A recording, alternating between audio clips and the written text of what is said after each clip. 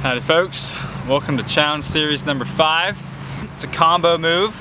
It is cross step, regular shove it, cross step, shove it with your back foot underneath, and cross step, 1 foot shove it.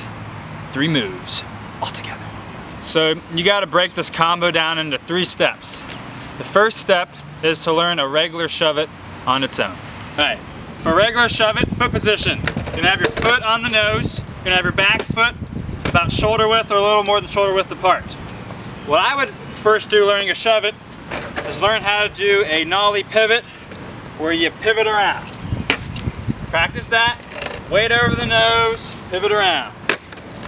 Once you get that down, when I do my shove, it's not like a typical skateboard shove where you pop off the nose and you get height and you throw it.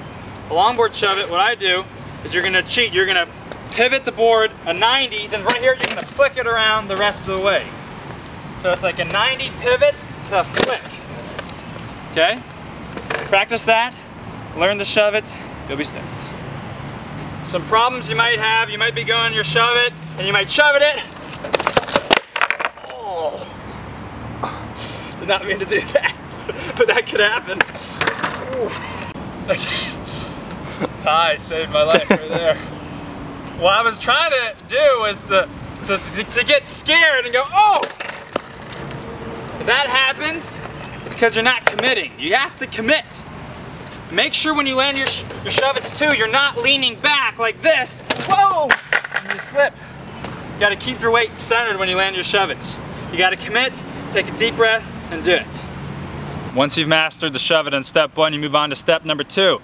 Step number 2 is the back foot under the board shove-it. I will demonstrate this right now. The foot under the board shove-it's a little trickier. Now, with your front foot, you do not want it all the way on the nose. It's too much leverage. You want to bring your front foot back a little more. Because if your front foot's on the nose and you try to put your foot under like this, it's going to pop right up, right away.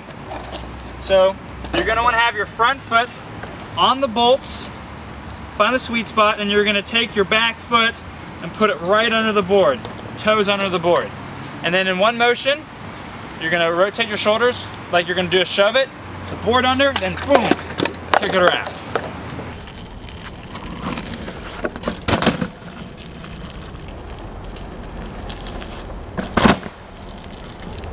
Front foot position is very key. If I have my front foot too far up here and I go to try to shove it, it's not going to work.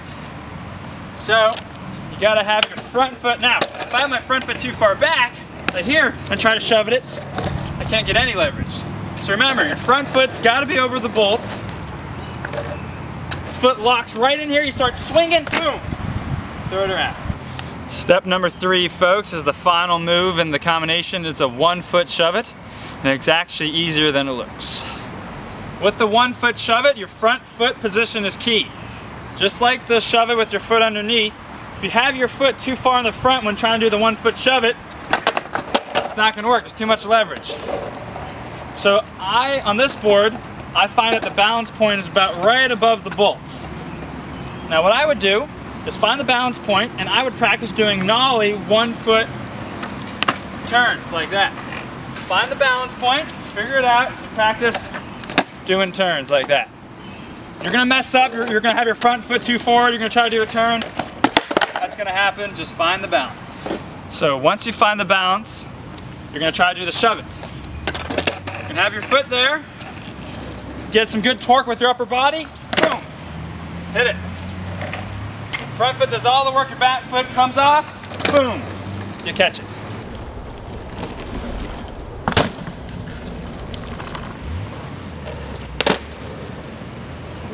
For all your shove-its, remember to keep your weight centered. So if you're doing your 1 foot shove-it, you shove it, you land, whoa, on your back foot leaning back, it's not good.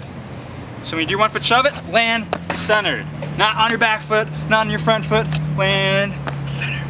Okay, when doing this combo, it's good to find a slight hill because you need speed. If you do it on a flat ground, you might run out of speed. So find a slight, smooth hill and do this on. Remember, each shove it has to be accompanied by a cross step.